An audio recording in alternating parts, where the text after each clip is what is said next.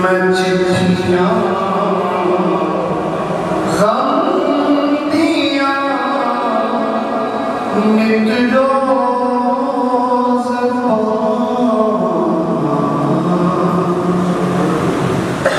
کملی والے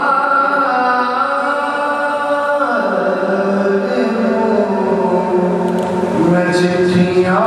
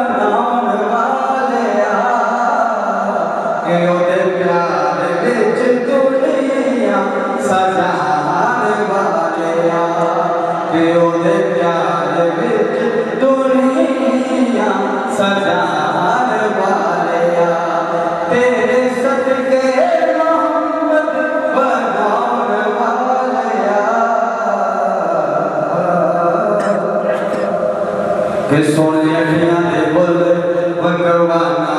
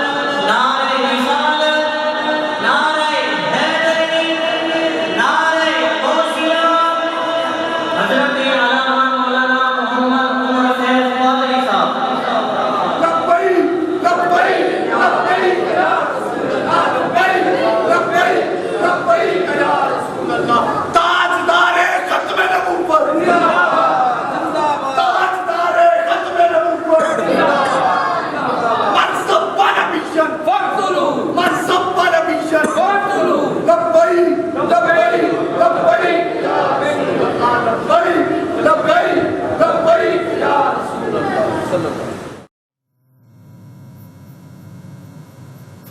لله الذي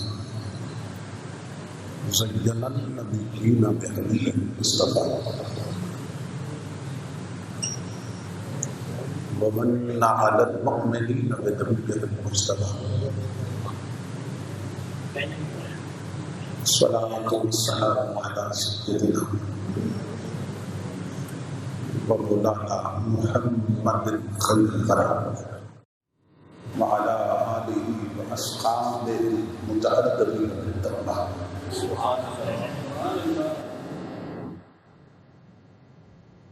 أما بعد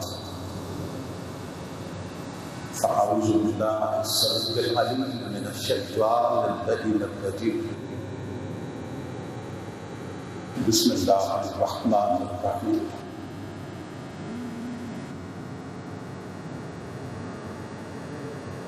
ومن أعرض عن ذكري فإن له معيشة ضنكا ونحشره يوم القيامة أعمى. صدق الله مولانا العظيم. إن الله وملائكته يصلون على النبي يا أيها الذين آمنوا صلوا عليه وسلموا تسليما.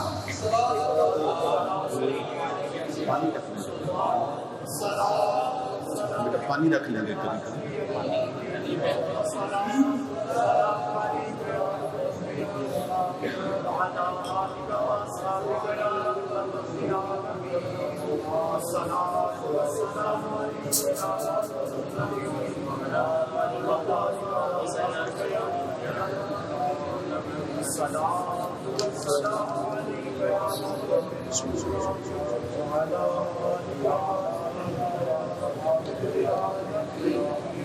ادھر پر لائیں گے سنگے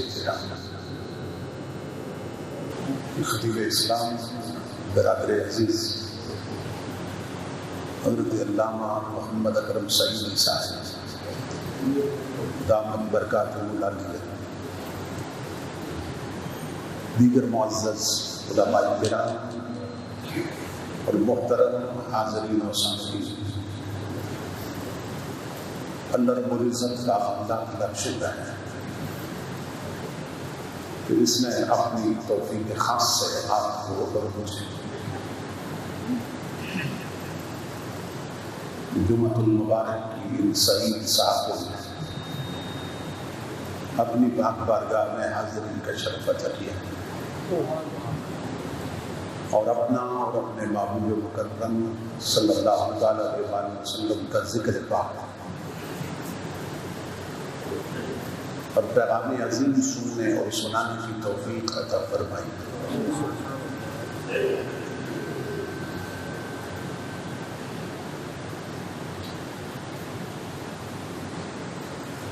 آج کی میری حاضری جیسا کہ آپ حضرات کے علم ہے کہ ہمارے عزیز مکرم جناب محمد نبیل صاحب کی شادی کی خوشی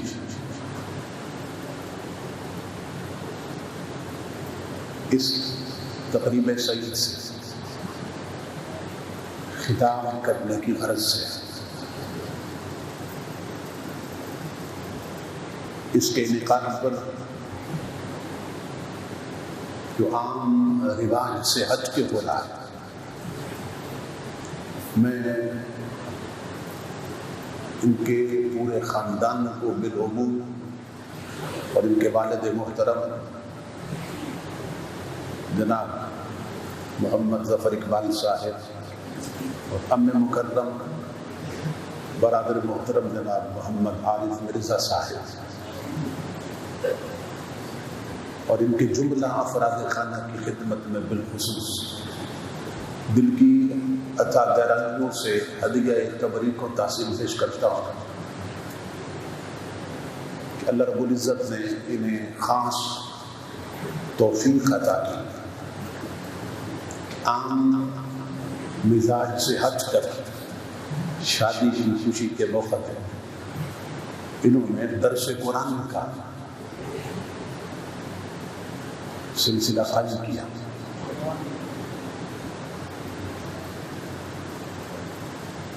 اسلام ایک کمپلیٹ کوڈ آف لائف ہے، ایک مکمل ضابطۂ حیات. ایک مسلمان کی زندگی میں کوئی ایک سیکنڈ بھی ایسا نہیں آ سکتا ہے کہ جب وہ اسلام کے دائرے سے باہر نکل سکے. ہمارے ہاں دین کو نہ سمجھنے کی وجہ سے اور دینی غفلت کی وجہ سے ایسے مواقع پہ بہت سے ایسے اعمال سر انجام دیے جاتے ہیں کہ جن کے سبب سے ہم بچوں کی زندگی میں جن کی شادی ہو رہی ہے بہت سی بے شمار لعنتیں داخل کر لیتے ہیں، اور ان لعنتوں کی نحوستیں پھر زندگی بھر ان کے شامل حال رہتی ہیں، جس کی وجہ سے بہت بھیانک نتائج پھر سامنے آتے ہیں.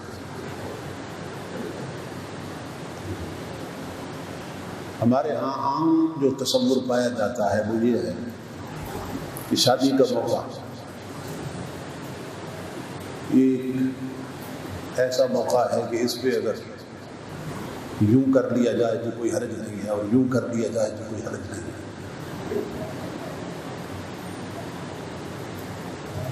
جبکہ ایک مسلمان کہ جو مکمل طور پہ اسلام میں داخل ہو چکا ہے وہ کوئی عمل بھی خوشی کے موقع پہ ایسا سر انجام نہیں دے سکتا کہ جس کے سر انجام دینے سے اللہ اور اس کا محبوب ناراض ہو جائے. کوئی مسلمان اللہ اور اس کے محبوب کی ایک لمحے کی بھی ناراضگی گوارا نہیں کر سکتا. لیکن ہماری میجارٹی اور اکثریت کا حال یہ ہے کہ ہم ایسے طریقوں سے خوشیوں کا اظہار کرتے ہیں کہ جس ذات نے وہ خوشی دی ہے اسی کو ناراض کر بیٹھتے ہیں.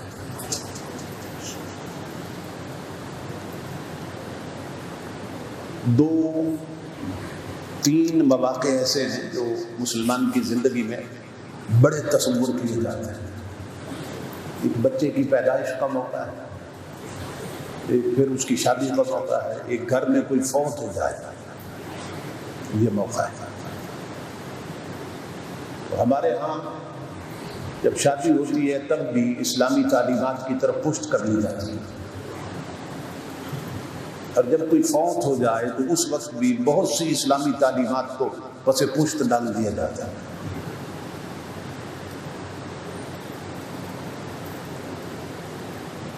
میں نے قرآن حکیم کے جو الفاظ تلاوت کرنے کا شرف حاصل کیا ان میں اللہ رب العزت نے ان لوگوں کا انجام بیان کیا ہے کہ جو اس زندگی میں شریعت کی طرف پشت کر لیتے ہیں. اب یہ ایک منظر ہے جس کو قرآن حکیم میں اللہ رب العزت نے بیان کیا ہے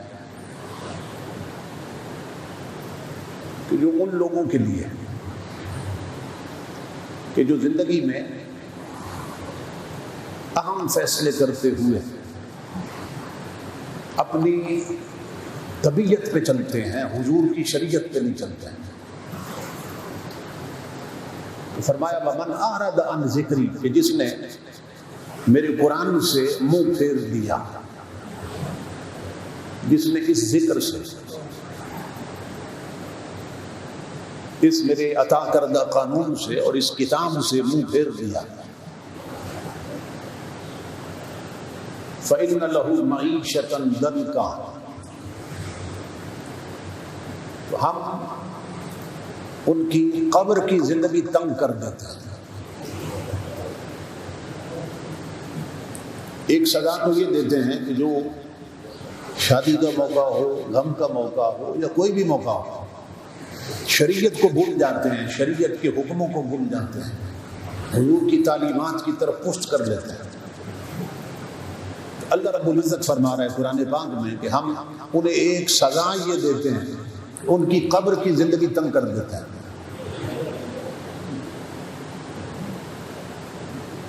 اور اس پر نبی اکرم صلی اللہ تعالیٰ علیہ وآلہ وسلم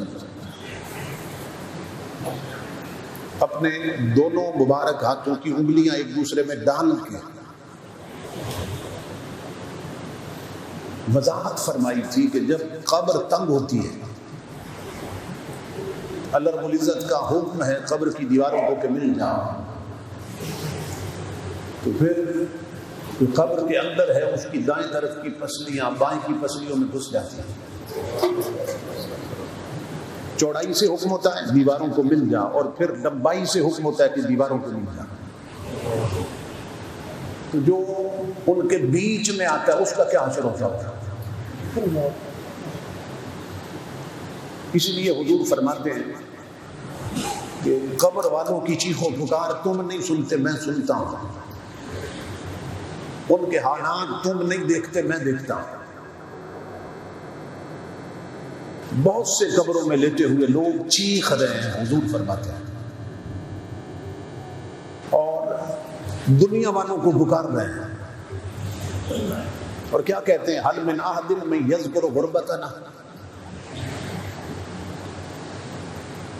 اور دنیا والوں کو آواز دے رہے ہیں، ہے کوئی دنیا میں جو آج ہماری غریبی پہ ترس کھائے؟ وہ امیر لوگ بھی جو غریبی سے نفرت کرتے تھے،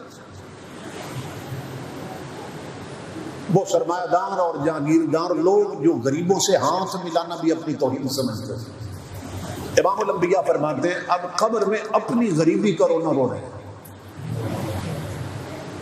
حل من احد من یذکر غربتنا، ہے کوئی دنیا میں جو آج ہماری غریبی پہ ترس کھائے؟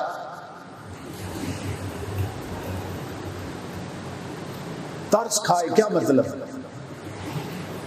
کہ ہم عذاب میں مبتلا ہیں، ہماری قبریں تنگ کر دی گئی، ہے کوئی جو صرف ایک بار درود پڑھ کے اس کا ثواب ہمیں دے دے؟ تو صرف ایک بار قل شریف پڑھ کے اس کا ثواب ہمیں دے دے؟ ہے کوئی دنیا میں جو آج ہماری غریبی پہ ترس کھائے؟ ہائے افسوس ہم وہ جوڑتے رہے جو دنیا میں رہ گیا،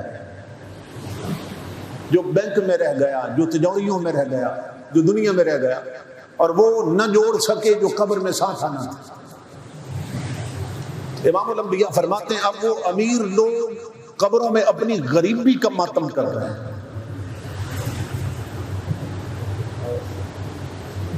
ہے کوئی دنیا میں جو آج ہماری غریبی پہ ترس کھائے؟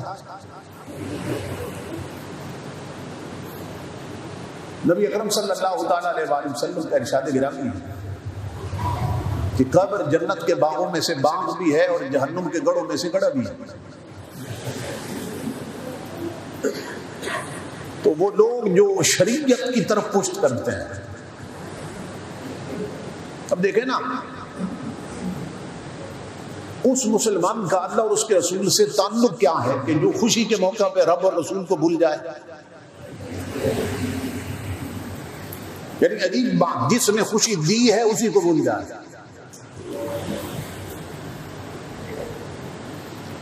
یہ بیٹے کس نے دیے، اولاد کس نے دی؟ اللہ نے دی۔ پھر حادثات سے بچاتے ہوئے انہیں جوان کس نے کیا؟ شادی کے قابل کس نے بنایا؟ اللہ نے۔ اور جب شادی کا موقع آیا تو جس نے حادثات سے بچایا تھا، جس نے صحت دی تھی، جس نے سالم الوجود بنایا تھا انہیں، شادی کی خوشی ایسے کی کہ اسی ذات کو ناراض کر دیا، اور اتنا ناراض کر دیا کہ وہ ذات خود لعنتیں بھیجنے لگے۔ امام الانبیاء فرماتے ہیں پہلی سزا یہ ہوتی ہے کہ قبر یوں تنگ کر دی جاتی، اور دوسری سزا قرآن میں اللہ فرما رہا ہے وَنَحْشُرُهُ يَوْمَ الْقِيَامَةِ أَعْمَى، وہ جو خوشیوں میں ہمیں بھول جاتے ہیں، جو غم میں ہمیں بھول جاتے ہیں، جو زندگی کے ادوار میں ایسے موقعوں پر ہماری شریعت کی طرف پشت کر لیتے ہیں، اللہ رب العزت فرما رہا ہے دوسری سزا یہ دیتے ہیں وَنَحْشُرُهُ وَنَحْشُرُهُ يَوْمَ الْقِيَامَةِ أَعْمَى، کہ ہم جب قیامت کے دن قبروں سے اٹھائیں گے تو ان کی آنکھیں چھین چکے ہوں گے، انہیں نابینا کر چکے ہوں گے قبروں میں۔ بے شمار لوگ قبروں سے اکھیارے نہیں اٹھیں گے، نابینے اٹھیں گے۔ اور یہ قرآن کا فیصلہ ہے کہ جنہوں نے خوشیوں کے موقع پہ، غم کے موقع پہ، کسی موقع پہ امام الانبیاء کی تعلیمات کو بھلا دیا، شریعت کی طرف پشت کر دیا، ان کا یہ حشر ہونے والا ہے۔ قیامت کے دن ان کی آنکھیں نہیں ہوں گی، اور اللہ رب العزت فرما رہا ہے پھر وہ چیخیں گے، اٹھیں گے نا قبروں سے نابینے، تو قال ایک ایک بندہ چیخے گا اور کہے گا رب لما حشرتنی اعمی وقد کنت بصیرا، اے میرے رب میں دنیا میں تو آنکھوں والا تھا، آج میں حشر کے دن اندھا کیسے ہو گیا؟ اللہ رب العزت فرماتا ہے میں پھر اسے جواب دوں گا، کذالک اتتک آیاتنا فنسیتها وکذالک اليوم تنسی، میں کہوں گا یاد کر دنیا میں تیری یہ آنکھیں میرے قرآن پہ بند رہتی تھی، تیری یہ آنکھیں ٹی وی پہ کھلی رہتی تھی، نیٹ پہ کھلی رہتی تھی، ٹچ موبائلوں پہ کھلی رہتی تھی، بازاروں میں کھلی رہتی تھی، بے حیائی کے منظروں پہ کھلی رہتی تھی۔ اگر تیری یہ آنکھ دنیا میں بند رہی تو مصطفیٰ کے قرآن پہ بند رہی،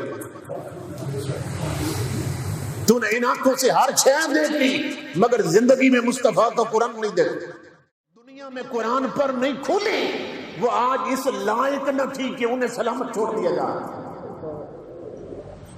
قرآن میں اللہ نقشہ کھینچ رہا ہے، اور ہماری میجارٹی اور اکثریت قبروں سے اندھا بن کے اٹھنے والی۔ آپ تصور کریں کہ ہم کس سائڈ پہ جا رہے ہیں، تو خوشی کا موقع ہو یا غم کا موقع ہو، ایک مسلمان کی اگر 100 سال بھی زندگی ہے، اس کی زندگی میں ایک سیکنڈ ایسا نہیں آ سکتا کہ وہ حضور کی شریعت کے گھیرے سے نکل جائے۔ شادی سے ایک خاندان کی بنیاد پڑتی ہے، اور یہ اتنا اہم موقع ہے کہ ہو نہیں سکتا کہ جو ایک دین کامل ہو اور وہ پیغمبر جو دین کامل لایا ہو، وہ اس موقع پر کوئی تعلیم نہ دے اور فراموش کر دے، یہ ممکن نہیں۔ دیکھیں نا، دو خاندان کب جڑتے ہیں؟ سب سے پہلا جو قدم اٹھایا جاتا ہے وہ پسند کا ہوتا ہے، لڑکا پسند کیا، لڑکی پسند کر لی۔ تمہارے میرے نبی نے اسی مقام پر اپنے امتی کو سنبھالا ہے، فرمایا اس درجے پر میں تمہیں تعلیم دے رہا ہوں۔ کس بات کی؟ اب سنیں حضور صلی اللہ علیہ وسلم کی حدیث پاک، فرمایا تنکح المرأۃ لأربع، حضور فرماتے ہیں کوئی رشتہ بھی جب پسند کیا جاتا ہے تو 4 چیزوں میں سے کوئی ایک چیز دیکھی جاتی ہے۔ کتنی وضاحت فرما دی حضور، 4 چیزوں میں سے کوئی ایک شے دیکھی جاتی ہے جب رشتہ پسند کیا جاتا ہے، لحسبہا لحسبہا ولمالہا ولجمالہا ولدینہا۔ امام الانبیاء فرماتے ہیں کچھ لوگ اونچا خاندان دیکھتے ہیں، بس ان کے پیش نظر یہ ہوتا ہے خاندان اونچا ہے، یہاں رشتہ کر لو، رشتہ داری ہو جائے گی اونچے لوگوں کے ساتھ۔ تو کچھ خاندان دیکھتے ہیں تو رشتہ پسند کر لیتے ہیں، اور دوسرا بھلے مان لے، ہاں کچھ دولت دیکھتے ہیں تو رشتہ قبول کر لیتے ہیں، اور یہ دونوں طرف ہوتا ہے۔ بھلے جمال لے، ہاں، اور تیسری چیز امام الانبیاء فرماتے ہیں کچھ حسن دیکھتے ہیں، جمال دیکھتے ہیں کہ بچی پیاری ہے، بچہ خوش شکل ہے، رشتہ پسند کر لیتے ہیں، اور چوتھی چیز امام الانبیاء نے فرمایا بھلے دین ہے، فرمایا جو میرے سچے اور کھرے امتی ہیں وہ صرف اونچا خاندان نہیں دیکھتے، وہ صرف دولت نہیں دیکھتے، وہ صرف حسن نہیں دیکھتے، وہ سب سے پہلے دیکھتے ہیں اس گھر میں نبی کی شریعت کتنی ہے، اس گھر میں حضور کا دین کتنا ہے۔ فرمایا وہ دین دیکھتے ہیں، کچھ ایسے ہیں جو دین دیکھتے ہیں اور رشتہ پسند کر لیتے ہیں۔ اور 4 چیزیں ذکر کرنے کے بعد امام الانبیاء نے اب خود حکم کیا دیا، فرمایا فَاظْفَرْ بِذَاتِ الدِّينِ، فرمایا میرے امتیوں میں تمہیں حکم دے رہا ہوں کہ صرف حسن اور اونچا خاندان نہ دیکھنا، صرف مال نہ دیکھنا، اگر دین دار مل جائے تو امام الانبیاء فرماتے ہیں وہاں رشتہ کبھی نہ چھوڑنا، تمہاری دنیا بھی سمرے گی آخرت بھی سمر جائے۔ دین دار مل جائیں تو رشتہ پسند کر لینا۔ اب یہاں میں عرض کیا کرتا ہوں، دیکھیں نا جن لوگوں نے رشتے کر رکھے ہیں، کوئی پوچھے بھائی یہاں رشتہ تو نے کیوں کیا، تو کوئی کہتا ہے جی میرے ماموں نے مجھے مشورہ دیا تھا کہ ان کی جان پہچان تین طرح کے باتوں سے، کوئی کہتا ہے میری خالہ پڑوس میں رہتی تھی انہوں نے مشورہ دیا تھا اچھے لوگ، کوئی کہتا ہے میرے نانا جان نے مشورہ دیا تھا۔ وہ کتنا خوش بخت انسان ہے جو دین دیکھ کر رشتہ پسند کرے، اور پھر کوئی پوچھے کہ رشتہ کیوں کیا ہے تو وہ بتائے کہ میرے نبی نے مجھے مشورہ دیا تھا، میری پھپھو نے نہیں، میرے رسول نے مشورہ دیا تھا، میرے آقا نے مشورہ دیا تھا۔ دین والے مل جائیں تو انہیں کبھی نہ چھوڑنا، دین شریعت والے مل جائیں تو انہیں کبھی نہ چھوڑنا۔ اب ایمان سے بتائیں حضور جو حکم دے کر گئے کہ رشتے کی پسند بھی دین کی بنیاد پہ ہو، تو ہمارے ہاں کتنے لوگ ہیں جو دین دیکھتے ہیں؟ دین کی طرف تو دھیان بھی نہیں ہوتا، رشتہ پسند کرتے ہیں۔ اور امام الانبیاء نے فرمایا رشتے پسند کرنا تو دین کی بنیاد ہے۔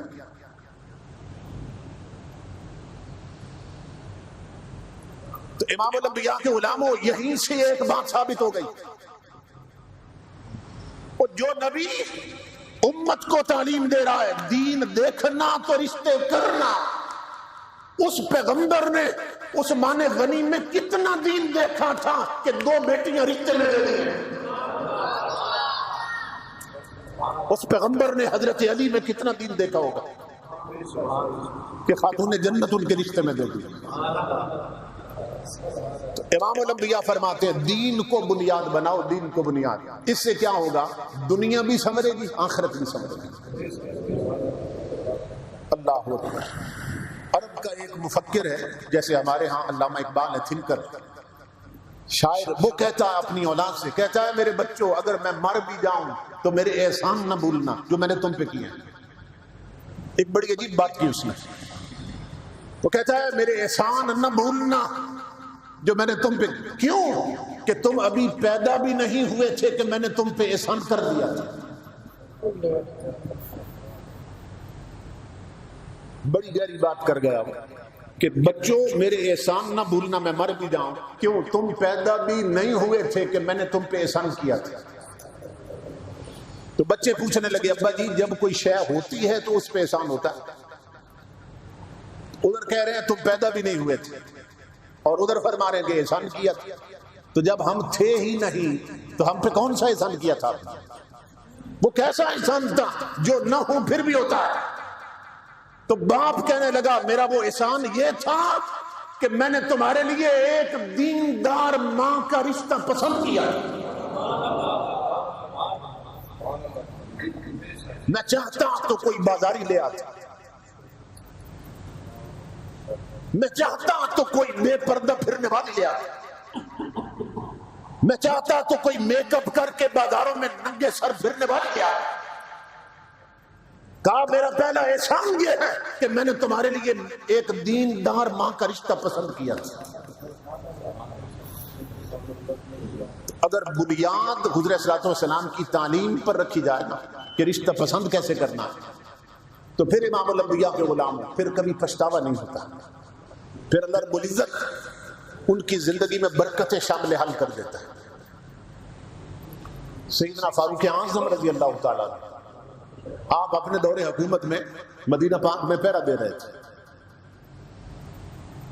کہ فجر کا وقت تھا، ایک گھر سے آواز آ رہی تھی، ماں بیٹی سے کہہ رہی تھی دودھ خریدنے والے پہنچنے والے ہوں گے، ایسا کرو دودھ میں پانی ملا دو۔ اور بچی کہنے لگی ماں اللہ سے ڈر۔ فاروق اعظم ہر ختام میں بتاتے ہیں کہ امام الانبیاء کی حدیث ہے من غش فلیس منا، جو ملاوٹ کرے اس کا میری امت سے کوئی تعلق نہیں۔ یہ حدیث رسول ہے. آج ملاوٹ والا مال بیچا جا رہا ہے، ملاوٹ والا شہد بیچا جا رہا ہے، ملاوٹ والا گھی بیچا جا رہا ہے، ہر چیز میں ملاوٹ. اور وہ ملاوٹ کرنے والے سمجھ رہے ہیں ہم حضور کی امت ہیں. امام الانبیاء فرماتے ہیں ان بدبختوں کا میری امت سے کوئی تعلق نہیں ہے. یہ حدیث رسول ہے. تو فاروق اعظم سن رہے ہیں کہ بیٹی ماں کو کہہ رہی ہے کہ ماں فاروق اعظم ہر خطاب میں فرماتے ہیں کہ ملاوٹ مت کرو، دھوکہ مت دو کسی. تو ماں کہنے لگی بیٹی کو کہ اس وقت فاروق اعظم کو یہاں موجود ہے، تو ان سے اتنا ڈر رہی ہے، وہ کوئی موجود ہے یہاں پہ؟ تو بچی کہنے لگی ماں اگر عمر نہیں تو عمر کا خدا تو موجود ہے، بتا خدا کا کیا کروں گا. بچی کی بات سن کر فاروق اعظم رونے لگ گئے. ادھر مسجد نبوی میں اذان شروع ہو گئی. آپ آئے، آپ نے نماز پڑھائی، سیدھے گھر گئے اور اپنی بیوی کو فرمایا 25 لاکھ مربع میل کا تنہا فرما روا فاروق اعظم، جو مراد رسول بھی ہے داماد بطول بھی ہے. وہ فاروق اعظم بیوی کے پاس آئے، فرمانے لگے سن بیوی، اللہ نے ہمیں خلافت دی، اللہ نے ایمان دیا، اللہ نے ہمیں تقوی دیا، حضور کی غلامی دی. میرا بیٹا جوان تھا، تو چاہتی تھی نا کہ بیٹے کے لیے کوئی بہو ایسی ملے جو رب کی ولیہ ہو، تو تجھے مبارک ہو، مجھے وہ ولیہ مل گئی ہے. چلو تیاری کرو، ایک گھر میں رشتہ لینے جانا ہے. دودھ بیچنے والوں کا فاروق اعظم رشتہ مانگنے جا رہے ہیں. وہاں پہنچے اور جا کے دروازے پہ دستک دی. وہ نکلے، حیران ہوئے آپ کیسے تشریف لائے؟ پر میں تمہاری بیٹی کو اپنی بیٹی بنانے آیا. کیونکہ جس کے اندر بچپن میں اتنا خوف خدا ہے، یہ ایسا درخت ہوگا کہ اس سے جو پھل نکلیں گے حضور کی پوری امت اس سے فیض حاصل کرے گی. اب دیکھو کرنا اللہ کا. امام الانبیاء کے غلام فاروق اعظم نے دودھ بیچنے والوں کی بیٹی اپنے بیٹے کا رشتہ کر دیا. اور یہی وہ بچی ہے کہ جس کی پشت سے حضرت عمر بن عبدالعزیز جیسا ولی پیدا ہوا، اور اللہ رب العزت نے حکمران عطا کیا. تو یہ تو نیپولین بوناپارٹ نے بھی کہا تھا کہ تم مجھے اچھی مائیں دو، میں تمہیں اچھی قوم دیتا ہوں. اگر بنیاد رشتے کی حضور کا دین بنا لیا جائے، تاجدار کائنات کی تعلیم ہو، تو پھر زندگی میں امام الانبیاء کے غلاموں برکتوں اور خوشیوں کے رنگ چڑھ جاتے ہیں. لیکن ہمارے ہاں کیا ہو رہا ہے؟ یہ ساری چیزیں حضور کی تعلیمات ان کی طرف پشت کر دی جاتی ہیں. اور ایسی بے شمار رسمیں ہمارے ہاں جو کچھ ہندو کلچر سے لیے، کچھ ڈراموں کے کلچر سے، کچھ فلموں کے کلچر سے، کچھ انگریزوں کے کلچر سے لیے.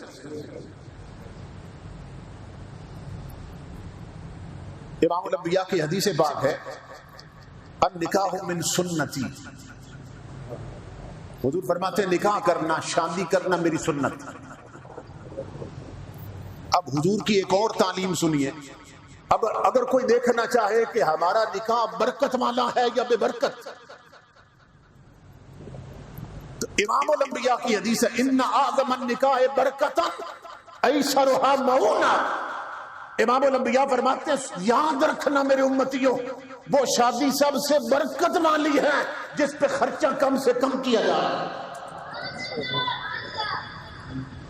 یہ حدیث پاک فرمایا وہ شادی برکت والی ہوتی ہے، وہ نکاح برکت والا ہوتا ہے جس پہ خرچہ کم کیا جائے، صرف ضرورت کی حد تک اخراجات. تو امام الانبیاء نے فرمایا نکاح کرنا میری سنت ہے. اور یہ شادی کارڈ پہ نا، ہر شادی کارڈ پہ یہ حدیث لکھی ہوتی ہے نکاح حضور کی سنت. اور آپ جانتے ہیں کہ جو حضور کی سنتیں ہیں ان پہ عمل کرنے سے اللہ اپنی عبادت کا ثواب دیتا ہے. یا آپ فجر کی 2 سنتیں پڑھتے ہیں، حضور کی سنتیں. آپ زور کی 4 سنتیں پڑھتے ہیں، فرضوں کے بعد پھر 2 سنتیں پڑھتے ہیں، تو حضور کی سنتیں ہیں. امام الانبیاء فرماتے ہیں جس طرح یہ سنت ہے اسی طرح نکاح بھی میری سنت، شادی بھی میری سنت. اور حضور کی سنت پہ عمل کرنا اللہ کی عبادت. ایک نقطہ عرض کرنے لگا،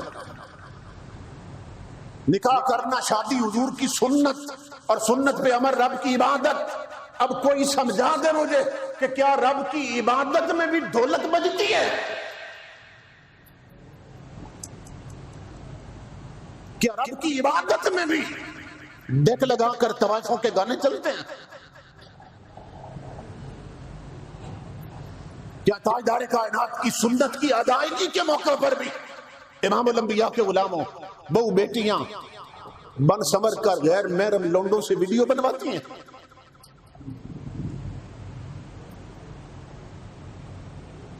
یہ کلچر ہم نے فلموں سے لے لیا، یہ ہم نے ڈراموں سے لیا. کچھ ہندوؤں کی چیزیں ہمارے اندر آ گئی جو پارٹیشن سے پہلے سے چل رہی ہیں اور آج تک موجود ہیں. دیکھو نا، نکاح تو حضور کی سنت ہے، نکاح حضور کی سنت. یہ تیل مہندی کس کی سنت؟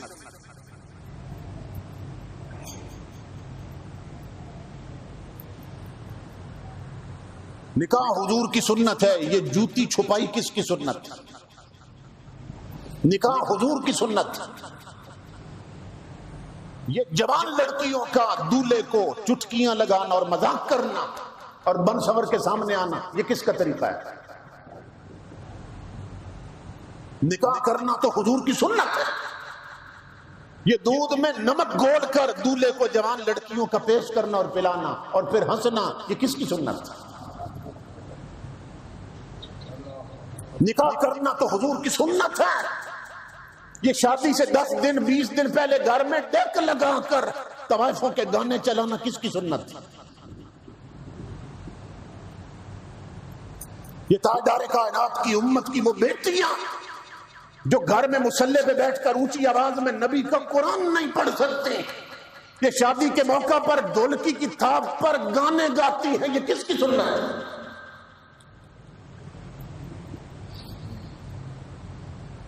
ہمارے ہاں جو رسم مائیاں ہے، مائیاں کی رسم، اس کا پتہ فلسفہ کیا تھا؟ اصل میں یہ مائیاں، یہ مائی کی جمع ہے مائیاں، اور مائی بوڑھی عورت کو کہتے ہیں، مائی صاحبہ بوڑھی عورت کو مائی کہتے ہیں. تو مائیاں بہت سی بوڑھی عورتیں. تو رسم کیا تھی؟ رسم یہ تھی کہ بہت سی نا جہاں دیدہ بوڑھی عورتیں جنہوں نے زندگی کی دھوپ چھاؤں دیکھی ہوتی تھی، خاندان کی سمجھدار بوڑھی عورتیں، وہ بلا لی جاتی تھی اور دلہن ان کے سپرد کر دی جاتی تھی. اسے بتاتی اپنی زندگی کے تجربات کہ بیٹی ہم نے یوں کیا تو ٹھوکر لگی تھی، تو ایسا نہ کرنا. وہ اپنی زندگی کے تجربے بتاتی تھی اس جوان لڑکی کو جو دلہن بن کے رخصت ہونے والی ہے. وہ مائیاں، وہ اس گھر پہنچنے سے پہلے اس کے دماغ میں اپنے تجربے ڈال دیتی تھی، فکری طور پر اس کی تربیت کر دیتی تھی. یہ رسم مائیاں آج کس رسم میں بدل چکی ہیں آپ تصور کریں. عرب کی ایک ماں نے اپنی بیٹی کو رخصت کرتے وقت کچھ نصیحتیں کی تھی اور آپ حیران ہوں گے، یہ دور جاہلیت کی بات، اسلام سے بھی پہلے کی بات. اور بڑے بڑے مفسرین اور محدثین نے اس کی وہ وصیتیں اپنی تفسیروں میں لکھی ہیں. آج بھی اگر کوئی بچی انہیں پلے باندھ لے، اس کی زندگی یہیں پہ جنت بن جائے گی. اس ماں نے بیٹی کو رخصت کرتے ہوئے کہا، اس نے کہا میری بیٹی تو ایسے ماحول میں جا رہی جو تیرے لیے اجنبی ہے، کیونکہ اس آنگن میں تو پہلی بار قدم رکھنے والی. آج تک ہم تیرے ماں باپ تھے، اب دو اور بھی، ایک تیری ماں بننے والی، ایک تیرا باپ بننے والا، اور اب تو کسی کی ہو چکی ہے. کوئی تیرا زندگی کا پارٹنر بن گیا، لائف پارٹنر بن گیا، کوئی تیرا سرتاج ہے. اور اس نے پہلی وصیت یہ کی، اس نے کہا میری بیٹی سن، خامد کے لیے زندگی بھر زمین بن کے رہنا، وہ ہمیشہ تیرا آسمان بن کے رہنا. اتنی بلیغ نصیحت ہے، اس پر علماء نے کتابیں لکھ دی کہ صرف اس ایک نصیحت پر بچی عمل کر لے اس کی زندگی جنت ہو جائے. کیا خامد کے لیے تو زمین بن کے رہنا، وہ جب تک جیے گی تیرا آسمان بن کے رہے.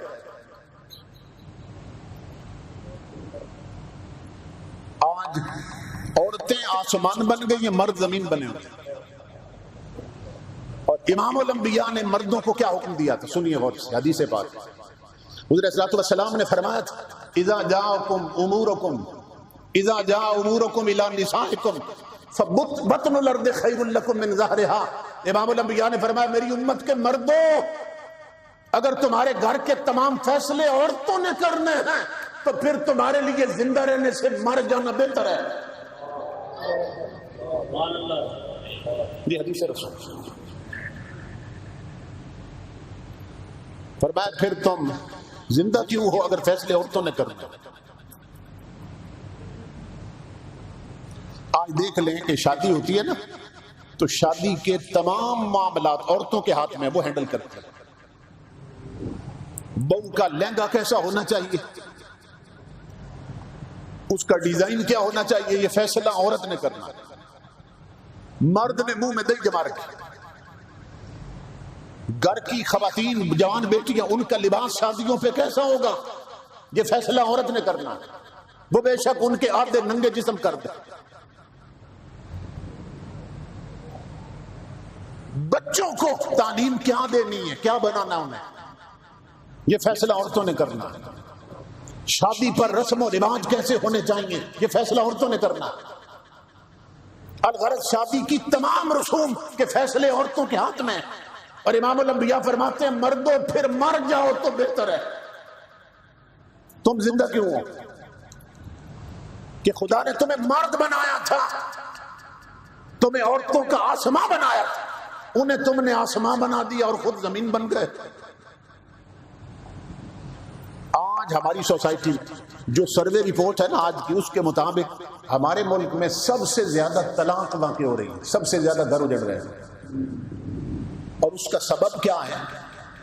سبب یہ ہے کہ ہم اس موقع پر اللہ اور اس کے رسول کی لعنتیں سمیٹتے ہیں اور بچوں کی زندگی میں نحوست بھر دیتے ہیں،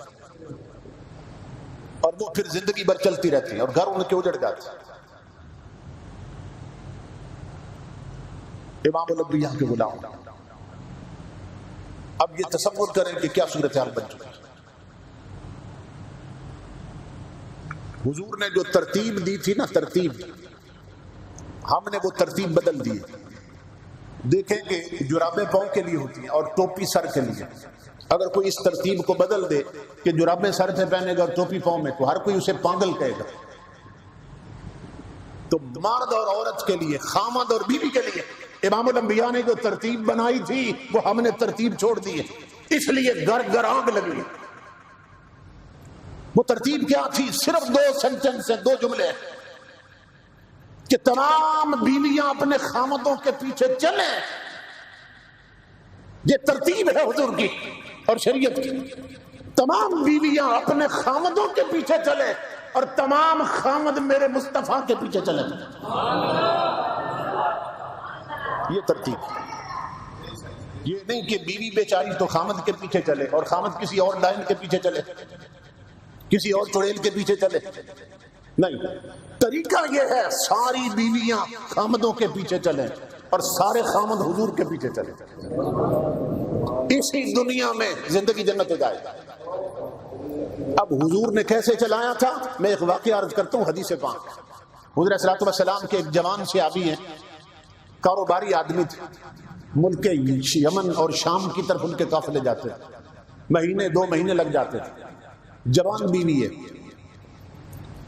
اس کی ضرورت کا سارا سامان گھر میں سٹاک کر دیا اور اسے فرمانے لگے کہ میں مہینے 2 مہینے کے لیے جا رہا ہوں بزنس ٹور پہ، تو میں تمہیں حکم دے کے جا رہا ہوں کچھ بھی ہو جائے تو نے گھر سے باہر نہیں نکلنا.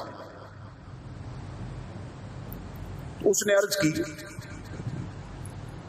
کہ مجھے ضرورت کیا ہے گھر سے نکلنے کی؟ آپ نے جب دنیا کی ہر چیز، ضرورت کی ہر شے میرے قدموں میں لا کے ڈھیر کر دی، تو میں وعدہ کرتی ہوں کچھ بھی ہوگا آپ کا حکم ہے میں گھر سے نہیں نکلوں. یہ حکم دے کر خالد چلا گیا. اللہ کا کرنا ایسا ہوا کہ اس کے نا میکے سے پیغام آ گیا کہ تیرا بوڑھا باپ مرنے والا ہے، حکیموں نے لا علاج قرار دے دیا اور کسی وقت بھی اس کی آنکھ بند ہو سکتی، تو زندگی میں آؤ اور بوڑھے باپ کی زیارت کر لو، 2-4 باتیں کر لو اس کے ساتھ۔ اب وہ مسافر جانے والا ہے۔ آج کی کوئی عورت ہوتی اس کے ساتھ ہی بھاگ جاتی، لیکن اس نے کیا کیا؟ اس نے کہا میں پہلے اپنے نبی سے پوچھوں۔ اس نے پیغام بھیجا، یا رسول اللہ میرے خاوند کا حکم تھا، میرے سرطان کا حکم تھا، کچھ بھی ہو جائے گھر سے نہیں نکلنا۔ ادھر پیغام آ گیا باپ مرنے والا، تو آقا کیا میں جا سکتی ہوں؟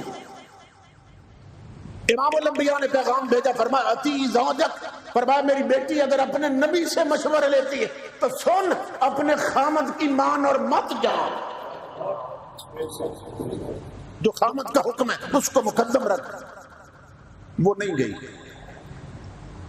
اللہ کا کرنا ایسا ہوا، دوسرے دن تیسرے دن بندہ پہنچ گیا، اس نے کہا باپ مر گیا، اب اس کی میت پڑی ہے، وہ دفن ہونے والا ہے، تو آخری بار باپ کا منہ تو دیکھ لو آگے۔ تو اس نے کہا میں پہلے اپنے نبی سے مشورہ لوں۔ پھر اس نے بندہ بھیجا، میرے آقا خامد کا حکم تھا کچھ بھی ہو جائے گھر سے نہیں نکلنا ہے، اب میرا باپ مر گیا ہے، اب وہ چہرہ ہمیشہ کے لیے چھپنے والا ہے۔ آپ ہی نے بتایا تھا کہ باپ کے چہرے کی ایک جھلک سے مقبول حج کا ثواب ملتا ہے۔ تو آقا باپ مر گیا، کیا میں جا سکتی ہوں؟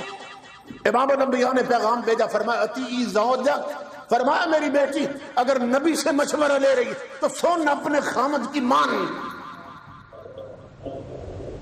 آج بیویوں نے خامدوں کو کیا سمجھ رکھا ہے؟ آپ تصور کریں، خامد کی مان، باپ بے شک مر چکا ہے، اس نے بندہ بھیج دیا، اس نے کہا میں نہیں جاؤں، میرے سائیں اور میرے سرتاج کا حکم تھا کچھ بھی ہو جائے نہیں نکلنا، میں نہیں جاتا۔ باپ کا جنازہ پڑھا کر جب دفن کر چکے، اب سننا غور سے، امام الانبیاء کے غلاموں پہلے وہ پیغام بھیجتی تھی حضور کی طرف، جب باپ دفن ہو چکا اس کا، اب میرے نبی نے پیغام بھیجا اس کی طرف۔ میرے آقا نے فرمایا جاؤ میری اس بیٹی کو خوشخبری دو کہ ان اللہ غفر لابیہا باطاعتہا لزوجہا، میری بیٹی خوشخبری سن لے، خامد کی اطاعت کی وجہ سے میرے رب نے تیرے باپ کی بخشش کر دی ہے۔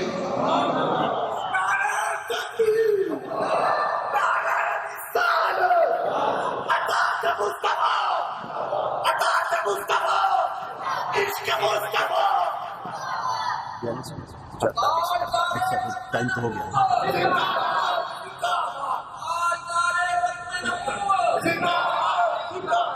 فرمایا میری بیٹی خوشخبری سن لے، تو نے خامد کی اطاعت کی ہے، تیرے اس عمل پر اللہ اتنا خوش ہوا ہے اس نے تیرے باپ کو جنت عطا کر دی ہے۔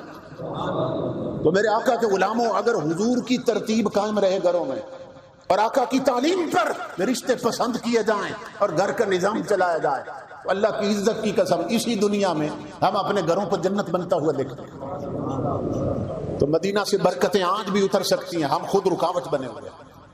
وقت متحمل نہیں ہے، میں آپ کا شکر گزار ہوں، تھوڑا سا لے چکا آپ کا جمعہ، لیکن کچھ باتیں پہنچ گئیں آپ تک۔ اللہ رب العزت ہمارے اس بیٹے کو دارین کی خوشیاں نصیب کرے، ان کے والدین اور گھر کے تمام بزرگوں کو لمبی عمر بالخیر عطا فرمائے، کہ جن کے سبب سے ہم یہاں جمع ہوئے اور ہم نے مل بیٹھ کر حضور صلی اللہ علیہ وسلم کا پیغام سنا اور سنایا۔ اللہ سب کو عمل کی توفیق عطا فرمائے۔ وما علینا